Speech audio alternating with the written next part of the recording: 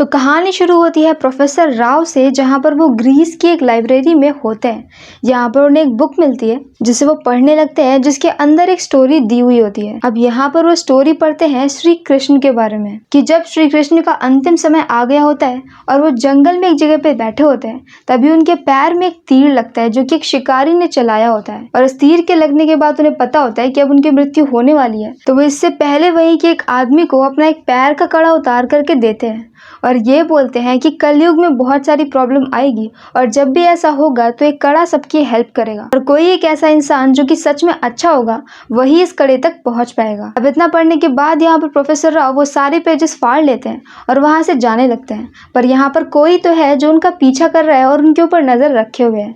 ये आदमी होता है मूवी के विलन का, जो खुद भी एक प्रोफेसर होता है। अब सीन शिफ्ट होता है एक हॉस्पिटल में, जहाँ पर हम देखते हैं डॉक्टर कार्तिकेय को। यहाँ पर हॉस्पिटल में एक सांप आ गया होता है, तो यहाँ पर कार्तिकेय जाकर के अपनी पल्स को नॉर्मल करता है और फिर इजीली सांप को उठा लेता है। क्योंकि उसकी पल्स नॉर्मल होती है तो सांप को ऐसा लगता है कि वो उसके ऊपर अटैक नहीं करेगा और वो इंसान उसके लिए खतरा नहीं है, और इसी की वजह से वो इजीली उसके हाथ में आ जाता है और सभी लोग शॉक्ड हो जाते हैं। कार्तिकेय एक बहुत अच्छा डॉक्टर होता है, पर इसके साथ भी वो वास्तु से लेकर हर चीज सब कुछ कर लेता है। उसके पास में जो भी प्रॉब्लम लेकर के आता है वो हमेशा ही उसे सॉल्व करता है। दूसरी तरफ हम एक पुजारी को देखते हैं जो कि मंदिर में से सोना चुरा करके भाग रहा होता है, कि तभी वहां पर एक आदमी आकर के उसे बेरहमी से मार देता है और जिसने उसे मारा होता है वो होता है अधीर। अब बहुत पहले पूरे द्वारका में सभी लोग श्री कृष्ण की पूजा करते थे, पर इसमें कुछ लोग ऐसे भी होते हैं जो कि गलत काम करते हैं, पर इसके बाद भी वो श्री कृष्ण के भक्त होते हैं, और यही लोग होते हैं अधीर। ये काम तो चोरी करना और लोगों को मारने जैसे काम करते हैं, लेकिन इसके बाद भी वो श्री कृष्ण के भक्त होते हैं।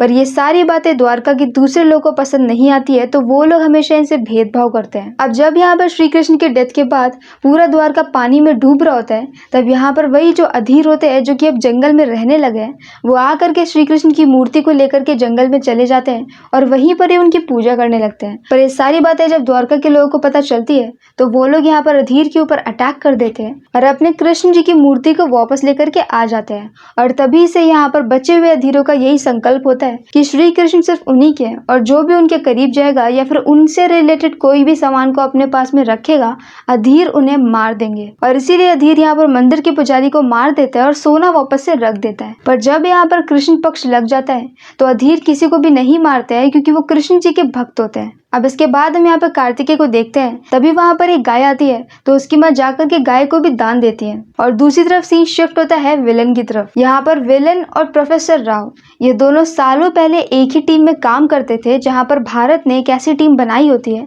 जिनका काम होता है हमारे यहाँ की पुरानी धरोहर को संभाल करके रखना। और यहीं पर ही जो पूरी टीम होती है ये लोग अलग अलग तरह की खोज करते रहते हैं।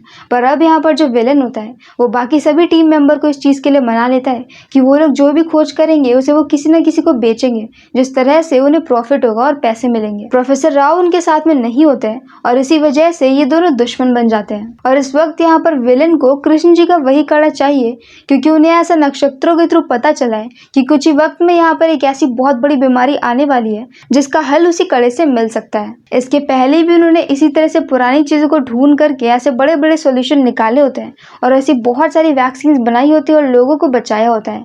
और इस बार भी उनका प्लान यही होता है कि वो लोग कड़े को ढूंढेंगे और उससे अपना फायदा निकालेंगे, और इसी के लिए वो प्रोफेसर राव के पीछे पड़े होते हैं। दूसरी तरफ राव यहाँ पर एक जगह पे खुदाई कर रहा होता है जहाँ पर उसे एक बक्सा मिलता है, तो वो बक्से को उठाता है, खोलता है। बक्से में क्या है ये हमें नहीं दिखाया जाता है और वो बक्से को लेकर के वहां से निकल जाता है। पर उसी वक्त वो गाय जिसे कि कार्तिकेय की माँ ने दान दिया होता है, उसकी आंखें एकदम से लाल हो जाती है और वो जा करके कार्तिकेय के घर में उसी तुलसी को तोड़ देती है।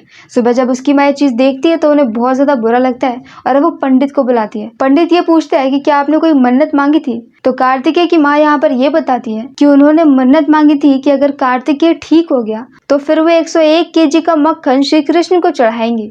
अब यहाँ पर पंडित ये बोलता है कि वो मन्नत पूरी नहीं करी है, और ऐसा ही होता है। तो यहाँ पर पंडित जी ये बोलते हैं कि आपको जाना पड़ेगा द्वारका और वहीं पर जाकर के इतना ही मक्खन चढ़ाना पड़ेगा। कार्तिकेय के जाने का मन नहीं होता है, पर अपनी माँ के कहने पर वो चला जाता है। द्वारका में उसके मामा जी भी रहते हैं तो वो उनके साथ ही रहने लगता है। शाम को जब वो अपने मामा के घर के बाहर बैठा होता है कि तभी वहां पर प्रोफेसर राव आते हैं और वो कार्तिकेय का नाम लेते हैं। उन्हें उसका नाम कैसे पता है ये बात कहीं पर भी बताई नहीं गई है, पर यहाँ पर वो मर रहे होते हैं। कार्तिकेय उनकी बात नहीं सुनता है, जबकि वो उसे कुछ बताना चाह रहे होते हैं। कार्तिकेय तुरंत ही उन्हें बचाने के लिए ऑटो लेने के लिए जाता है ताकि वो उन्हें हॉस्पिटल तक पहुंचा सके, पर जब वो वापस आता है तो वो वहां से गायब होते हैं। डॉक्टर राव का नामो निशान नहीं होता है, पर वहां पर थोड़ा बहुत खून पड़ा होता है। अब यहाँ पर वो सारी बातें अपने मामा को बताता है तो उसके मामा ये बोलते हैं कि कुछ वक्त से इस इलाके से लोग अनजाने तरीके से गायब हो रहे हैं, तो उसे थोड़ा सा संभल के रहना चाहिए। अब यहाँ पर सुबह सुबह कार्तिकेय को ऐसा पता चलता है कि उसकी खुद की माई गायब हो गई है। वो परेशान हो जाता है और हर जगह उन्हें ढूंढने लगता है कि तभी वहां पर कुछ पुलिस वाले उसे पकड़ लेते हैं। पकड़ के वो उससे पूछताछ करते हैं कि प्रोफेसर राव ने उससे क्या बोला, मतलब कि ये लोग भी विलन से मिले हुए हैं और विलन के कहने पर ही सब कुछ कर रहे होते हैं। वो यहाँ पर उन्हें कुछ भी नहीं बताता है क्योंकि उसे कुछ भी पता नहीं होता। उसने तो राव की कोई भी बात नहीं सुनी होती है और वो बस उन्हें हॉस्पिटल ले जाने की जल्दी में होता है कि तभी वहां पर अचानक से एक लड़की आती है और चुपके से कार्तिकेय को एक चिट देती है। चिट में लिखा होता है कि खिड़की तोड़ करके भागो। कार्तिकेय ऐसा ही करता है और नीचे वही लड़की उसका वेट कर रही होती है। वो उसे बचा करके वहां से लेकर निकल जाती है और वो लोग जैसे तैसे पुलिस वालों से बच जाते हैं। ये लड़की होती है प्रोफेसर राव की पोती। अब ये लोग यहाँ पर बात कर रहे होते हैं कि तभी वहां पर अभीर उनके ऊपर हमला कर देता है। वो लोग जैसे तैसे उससे बच करके मामा के पास में जाते हैं, जहाँ पर कार्तिकेय को उसके मामा अभीर के बारे में सारी बातें बताते हैं। अब यहाँ पर प्रोफेसर राव की पोती मुग्धा कार्तिकेय को ये बोलती है कि प्रोफेसर राव उसके दादाजी ने बहुत सारी रिकॉर्डिंग छोड़ी होती है और उन्हीं रिकॉर्डिंग के थ्रू उन्होंने बोला होता है कि कार्तिकेय को ढूंढो, और इसी वजह से वो ढूंढते ढूंढते कार्तिकेय के पास में आई होती है। अब यहाँ पर कार्तिकेय वो रिकॉर्डिंग सुन ही रहा होता है कि तभी अचानक से उसे ऐसा लगता है कि हो सकता है कि उसकी माँ सत्संग में चली गई हो, क्योंकि वो कुछ वक्त पहले ऐसे ही करने के लिए बोल रही थी। वो अपने मामा को भेजता है और उसे पता चल जाता है कि उसकी माँ सत्संग में है। वो अपनी माँ को बुलाता है, दुखी होता है, फिर ये बोलता है कि आप कुछ वक्त सत्संग ही करिए और वहीं पर उन्हें छोड़ देता है। अब ऐसा करने से वो सत्संग वाले आश्रम में सेफ रहेंगी और वो आराम से इस केस को सॉल्व कर सकता है। इसके बाद तो दोबारा से मुग्धा की दी हुई रिकॉर्डिंग्स को सुनता है और उस रिकॉर्डिंग से उन्हें पता चलता है कि उन्हें प्रोफेसर के घर पे जाना है। वो द्वारका के दूसरे साइड में उनका घर बना होता है, तो वो लोग वहां पर पहुंच जाते हैं। घर के अंदर वहां पर उन्हें एक फोटो के पीछे में से कुछ पेपर्स मिलते हैं। ये वही पेपर होते हैं जो कि वो ग्रीस से चुरा करके लाए होते हैं। ये पेपर दूसरी लैंग्वेज में होते हैं, तो वो लोग फोन के थ्रू उस लैंग्वेज को कन्वर्ट करते हैं और फिर पढ़ने लगते हैं। उसमें वही पुरानी कहानी दी होती है, जहाँ पर कड़ा मिलने के बाद वो आदमी एक गुफा के अंदर चला जाता है। इस कड़े के पीछे हर कोई पड़ा होता है, तो वो उसे कहीं पर छिपा देता है। अलग अलग वंश में अलग अलग लोगों ने उस कड़े को ढूंढने की कोशिश करी होती है, पर किसी को भी मिला नहीं होता है। और इसी में एक राजा होते हैं सूर्यवर्मन। सूर्यवर्मन ने भी इसको लेकर के काफी ज्यादा खोज करी होती है और उन्हें काफी कुछ पता होता है। उन्हें यहाँ पर एक मोर मिला होता है जो कि उसी कड़े तक पहुंचने तक की कड़ी होती है। असल में ये बुक एक ऐसे राइटर ने लिखी होती है जो कि ट्रैवलर होता है। वो अलग अलग जगह पे ट्रैवल करता है और ऐसे ही ट्रैवल करते करते उसे इस कड़े के बारे में पता चलता है। अब यहाँ पर उस ट्रैवलर ने उस कड़े को ले लिया होता है और कहीं पर ले जाकर के छिपा दिया होता है, क्योंकि सभी लोग उसके पीछे पड़े होते हैं। और एंड में ऐसा लिखा होता है कि इस वक्त उस मोर का पता इसी रूम में दिया हुआ है। अब यहाँ पर कार्तिकेय नोटिस करता है कि एक दीवार पर बहुत सारे पेपर चिपके होते हैं, पर बीच में एक पेंटिंग लगी होती है। वो समझ जाता है कि इसी पेंटिंग से रिलेटेड वो मोर है। उसके मामा बताते हैं कि ये पेंटिंग एक ऐसी जगह पे है जहाँ पर श्री कृष्ण आराम करते थे, मतलब कृष्ण तालाब। अब ये पता चलते ही ये तीनों लोग कृष्ण तालाब के पास में पहुंच जाता है और कार्तिकेय जंप मारता है। पानी के अंदर बहुत ढूंढने पर उसे मोर मिल जाता है, पर अब तक बाहर यहाँ पर विलेन के गुंडे आगे होते हैं और वो लोग उस मोर को मांग रहे होते हैं। तो यहाँ पर कार्तिकेय उन सबकी अच्छे से पिटाई कर देता है। और अब नेक्स्ट सीन में हम राव को देखते हैं। राव की हालत बहुत ही बुरी होती है और वो विलेन के सामने होता है, मतलब कि विलेन ने राव को पकड़वा लिया होता है। अब थोड़ी यहाँ पर डायलॉग बाजी करने के बाद वो विलेन यहाँ पर राव को मार देता है। और अब जब विलेन को पता चलता है कि उसके गुंडे उसका काम नहीं कर पाए, तो वो पुलिस का सहारा लेता है और अब वो पूरे द्वारका में हर जगह कार्तिकेय और मुग्धा के पोस्टर लगवा देता है। और इसमें ये भी होता है कि जो भी उन्हें पकड़ेगा उसे 5 लाख रुपए मिलेंगे। और जगह जगह चेक पोस्ट लग जाती है जहाँ पर उन दोनों की तलाश चल रही होती है। अब यहाँ पर ये तीनों लोग सबसे बचते हुए एक ढाबे पे खाने के लिए पहुंचते हैं, जहाँ पर वो लोग ये देखते हैं कि मोर काफी ज्यादा गंदा होता है,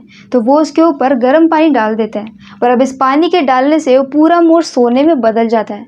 असल में वो मोर एक ऐसा मोर होता है जो कि टेम्परेचर के अकॉर्डिंग कलर को चेंज करता है। अब इस मोर के पीछे कुछ लाइनें लिखी होती है और ये लाइनें संस्कृत में होती है, तो मुग्धा उन्हें पढ़ने लगती है और इसमें ऐसा लिखा होता है कि मुझे छूने वाला अशलम तुम ढूंढ रहे हो द्वारम, मतलब कि वो जिसे ढूंढ रहे हैं वो है गोवर्धन पर्वत। अब गोवर्धन पर्वत तक जाने के लिए वो लोग सुलेमान नाम के एक ड्राइवर से बात करते हैं। वो मान जाता है तो वो उन्हें लेकर के गोवर्धन पर्वत चला जाता है। वो लोग पर्वत के नीचे होते हैं और वहाँ पर बहुत सारे दूसरे लोग उन्हें पहचान लेते हैं, पर वो लोग यहाँ पर पहाड़ पर चढ़ने लगते हैं और ऊपर तक जाकर के नीचे भी आ जाते हैं क्योंकि उन्हें वहाँ पर कुछ भी नहीं मिलता है। पर जब वो लोग नीचे आते हैं तो ये देखते हैं कि सभी लोगों ने ड्राइवर को पकड़ करके रखा है और अब वो लोग उन्हें लेकर के चले जाते हैं एक तांत्रिक के पास में। उन सब लोग को पैसों का लालच होता है और यहाँ पर तांत्रिक उन तीनों को एक जगह पे बंद कर देता है। उस रूम के अंदर पहले से एक और लड़की बंद होती है जो कि पागल सी लग रही होती है।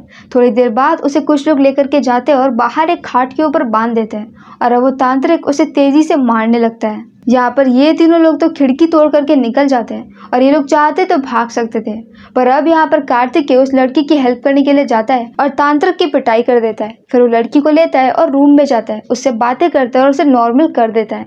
वो बाहर निकलता है और उसके भाई से बात करता है। लड़की से बात करके उसे पता चला होता है कि उसके भाई उसकी एक्चुअली में बहुत केयर करता है। वो उसके भाई को ये बताता है कि कुछ वक्त पहले इसकी फ्रेंड की डेथ हुई थी और उसे उसी का सदमा लगा है और तुम लोग यहाँ पर बिना कुछ जाने इसके ऊपर भूत आ गया ऐसा समझ करके झाड़ फूक करने के लिए ले आए। भाई थोड़ा शर्मिंदा होता है और खुश भी होता है क्योंकि अब उसकी बहन ठीक होती है। तो वो उन्हें लेकर के अपने घर पे जाता है और ये बोलता है कि उसने देखा था कि वो लोग पर्वत से लौटते वक्त दुखी थे। वो ऐसा बोलता है कि गोवर्धन पर्वत के बारे में ऐसा कहा जाता है कि उत्तर की दिशा में मत जाना, वहां पर खतरा है।